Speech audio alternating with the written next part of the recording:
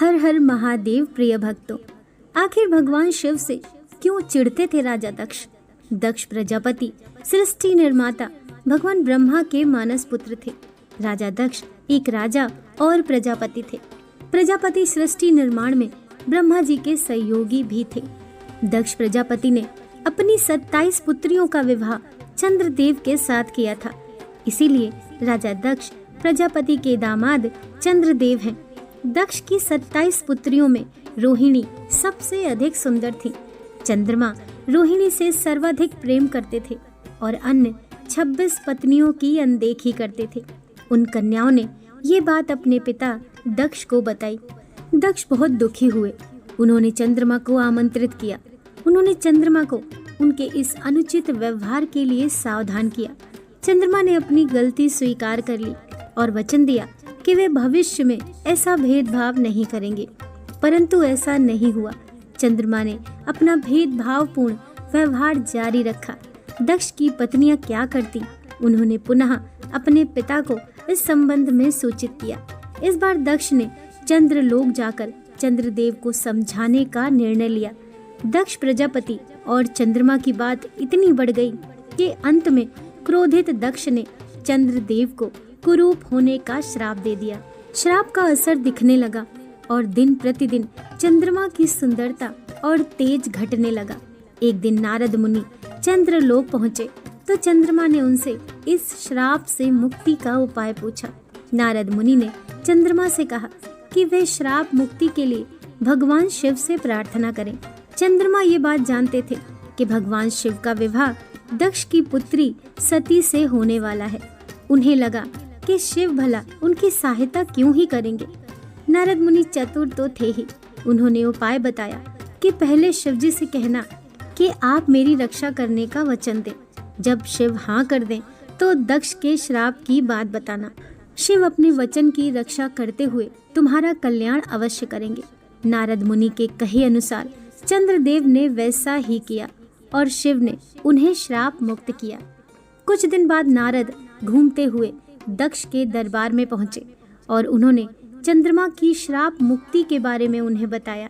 दक्ष को बड़ा क्रोध आया कि उनके श्राप को किसने विफल कर दिया। नारद जी से ये बात जानकर दक्ष शिव से युद्ध करने कैलाश पर्वत पहुंच गए।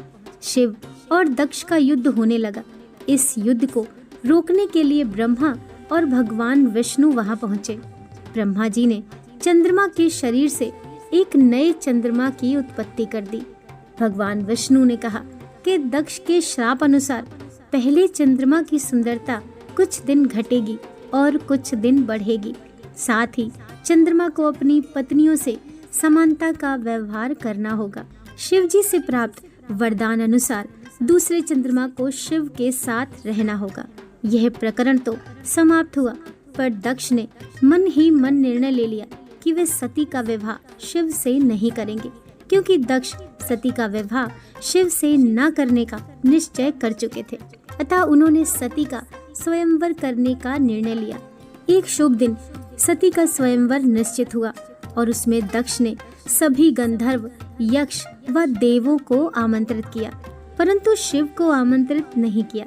शिव जी का अपमान करने के लिए उन्होंने शिव जी की मूर्ति बनाकर द्वार के निकट लगा दी थी।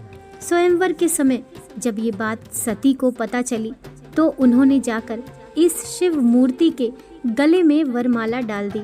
इसे प्रभु की लीला ही समझिए कि शिव तत्क्षण वहीं प्रकट हो गए। भगवान शिव ने सती को पत्नी रूप में स्वीकार किया और कैलाश धाम चले गए। दक्ष कुपित तो हुए पर कुछ कर न सके। शिव और सती के विवाह से दक्ष प्रजापति भगवान शिव के ससुर बन गए। इसी घटना के कुछ दिन बाद भगवान ब्रह्मा ने एक महान यज्ञ का आयोजन किया। इस यज्ञ में उन्होंने सभी देवताओं, महान राजाओं और प्रजापतियों को बुलाया। इसके अतिरिक्त शिव सती को भी आमंत्रित किया। सभी लोग यज्ञ स्थल पर आए और अपने आसन पर विराजमान हुए। दक्ष प्रजापति सबसे अंत में वहां पहुंचे। जब दक्ष प्रजापति वहां पहुंचे तो ब्रह्मा, शिव, सती के अतिरिक्त सभी लोग उनके सम्मान में उठ खड़े हुए।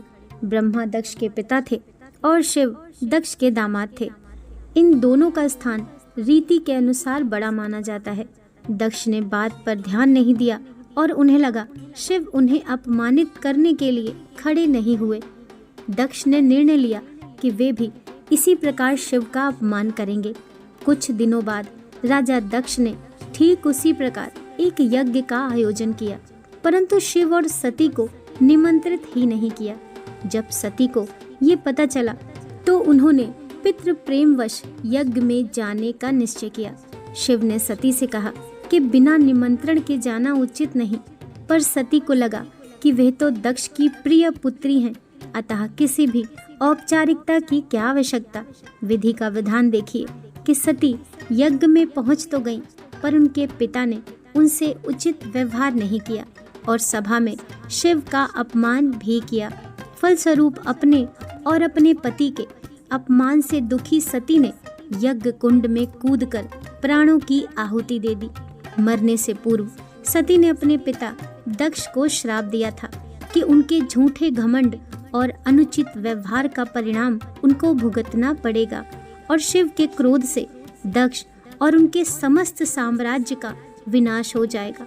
बाद में सती का श्राप सत्य भी हुआ। दोस्तों, कहानी पसंद आई हो तो लाइक कीजिए, चैनल को सब्सक्राइब कीजिए। मिलते हैं नेक्स्ट वीडियो के साथ। हर हर महादेव।